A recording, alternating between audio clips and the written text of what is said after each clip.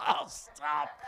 Oh, are you ready for your next comedian, everybody? Oh, let's keep that energy. Let's keep that applause going for the next comic coming to the stage. The wonderful Aunt Jamie, everybody. Let's keep it going.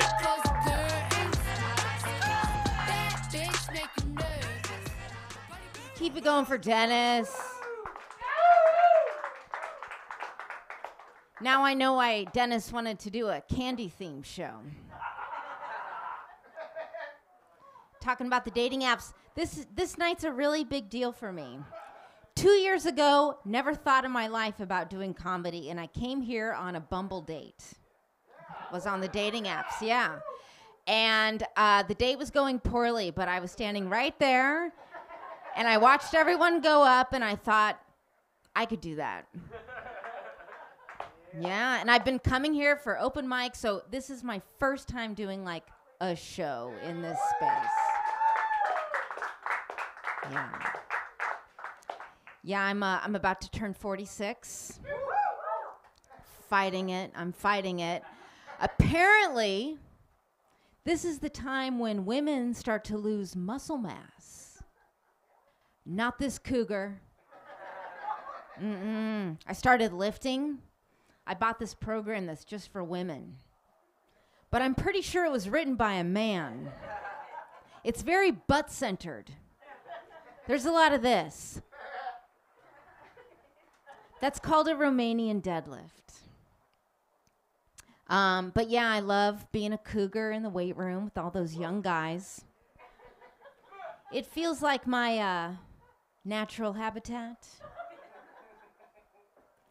I am not going to get weaker. I've decided every year I'm just getting stronger and stronger. By the time I'm 90, I'll be helping my cute boyfriend carry his groceries.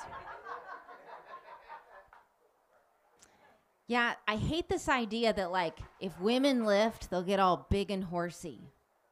That's a conspiracy to keep women weak.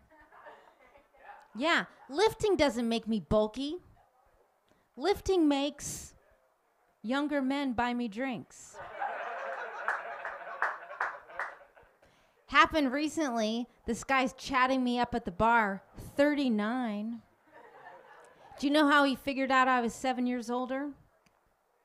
Because I kept telling him over and over. It's called self-sabotage. But I was excited. He had that one quality I find most attractive in a man. He's not a comedian. But the date sucked. He was weird. He had his hands all over me the whole time. So I had to, like, send him a polite text in the morning, just like, I wish you the best, which is Aunt Jamie's way of saying, go fuck yourself. I tried dating men my age. I learned I've got a new kink. It's so out there. I couldn't find one man in Portland who would do it with me. Not one man.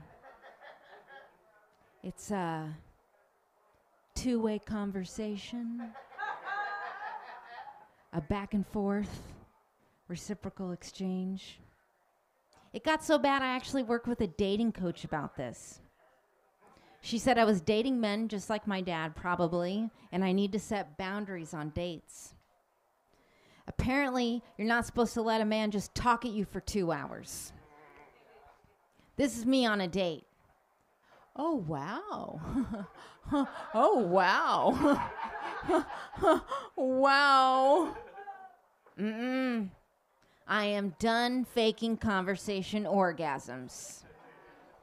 Yeah. Thank you. One guy I went out with, he spent the whole time bragging about all the self-improvement that he does. He's trying to show me he's going to be a good boyfriend. Finally, he asked me a question. He says, "What's your love language?" I say, "Let me talk." "I don't know that one. Mine's acts of service." I never thought I'd be on this stage. But after 2 years on the dating apps, I learned to preserve my dignity by writing jokes about what happens. I started dating because I want to have a sex life like the grown-ass adult I am. Now I pace my apartment telling jokes into a spatula. I thought by this point I'd be happily married. But look at me now. I'm a comedian. And look at you all, letting me talk. Woo. One date was so bad I wrote a whole set about it. This guy tells me he's a feminist. I know I'm not supposed to fall for that. But it started out okay. He asked me about my interests. I tell him I love reading poetry. Any other poetry fans? Yeah. All right. Well, the energy shifts. He asks, who's your favorite poet?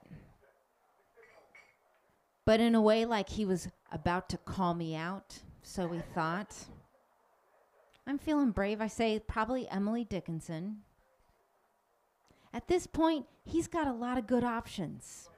He can just say, cool.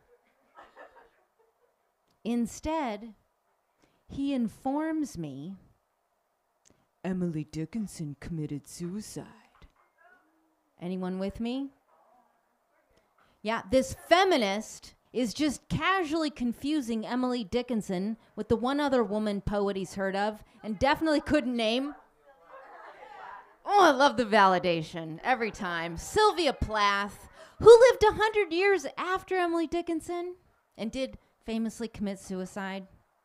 I try helping the guy out.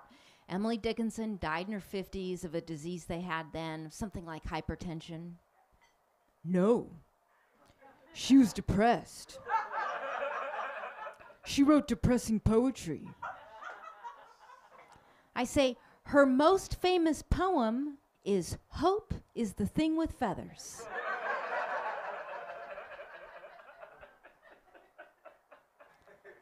He pulls out his fucking phone. Yeah, he thinks this warrants a dinner-interrupting Google search. I calm myself down. He's just doing that thing guys do.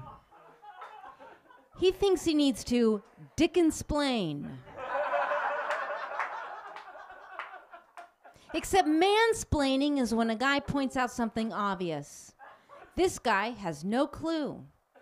He isn't Dickensplaining. He's just being a... Good job, class. So I watch him type in his phone. After a second, he looks up like, Do you know what I say? I tell him, hope is the thing with feathers that perches in the soul and sings the tune without the words and never stops at all. Bitch.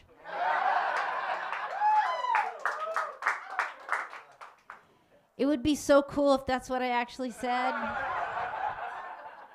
Instead, I was like, you're getting it confused with Sylvia Plath. And he said, he's trying to be funny. He says, if you've read one woman poet. He did. And I went, and that night I slept with him.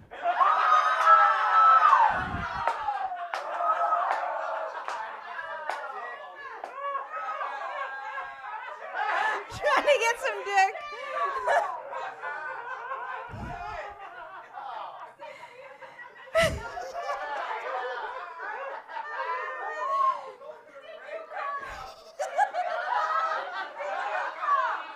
I can't go there, okay?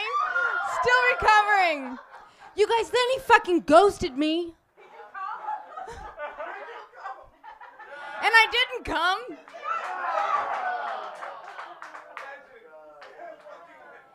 Yeah, and that's what it's like to date someone like my father. Yeah. You all have been a wonderful crowd. This has been a blast. Thank you. And I didn't do my candy joke, and I think I have 30 seconds. With the working out stuff, I used to be married. I'm happily divorced. But like at the tail end of my marriage, I was just totally binging. And it got so out of hand, and I was working it off. You know, I had like exercise bulimia. You know about that? It's like you're not, you know, regular bulimia is when you're throwing up, but like exercise bulimia is when you're working it all off. Of all the eating disorders, it's definitely the most bootylicious. But after I split up with my husband, magically it stopped. The only thing I had to take out of my diet was the bullshit. You all have been amazing. Thank you all so much. Love you guys.